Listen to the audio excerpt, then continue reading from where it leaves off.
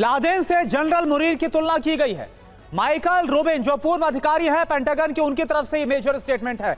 लगता है ये सब बातें डोनाल्ड ट्रंप के कान में नहीं जा रही।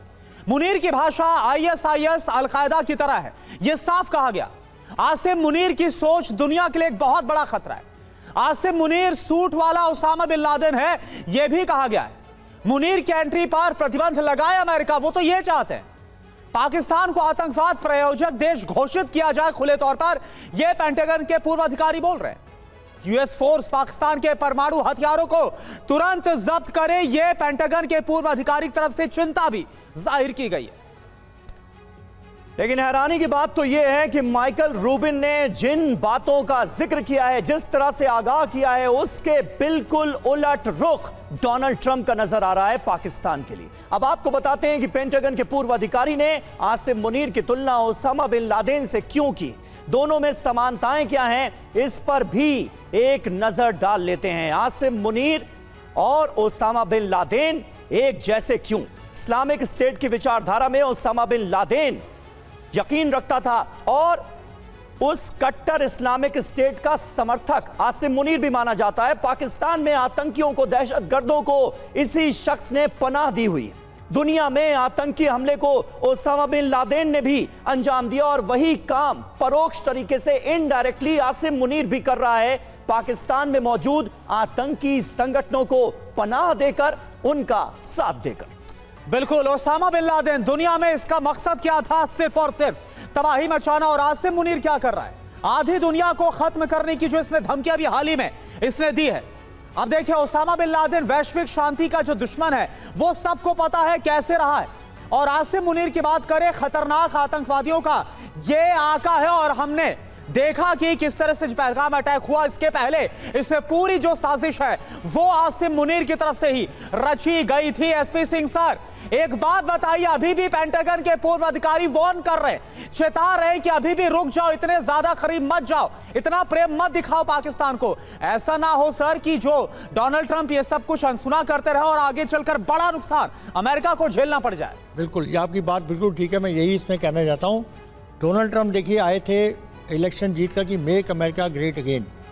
तो जो एक प्रेसिडेंट है उसको अगर अपने देश को बड़ा बनाना है तो उसको सेंसिबली काम करना चाहिए और ऐसे जो टेररिस्ट ऑर्गेनाइजेशन या टेररिस्ट देश हैं पाकिस्तान से दूर रहना चाहिए।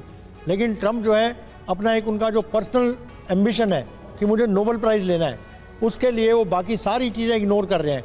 और इस एम्बिशन में ये ना हो कि मेक अमेरिका ग्रेट अगेन से वो make America victim of terror हो जाए।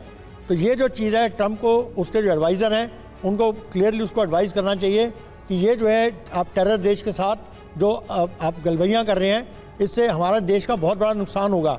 और इसलिए जो वार्निंग है रूबिन के, जो एक तरह से वार्निंग है कि जैसा ओसामा बिन लादेन ने आपके जो है जो आपके यहाँ पर डिस्ट्रक्शन की है, उसी तरह से ज़्यादा ये मुनीर भी उसी तरह का केबल आदमी है।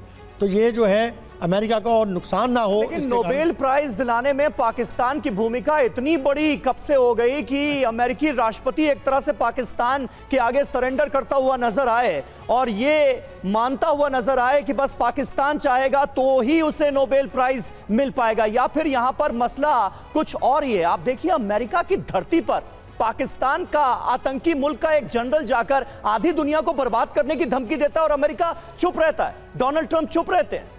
ये हैरत की बात नहीं है? यही देखिए, इसमें जो है मैं बता रहा हूँ, बड़े सारे इशू अभी दोनों पैनलिस्ट ने बाकी बताए हैं।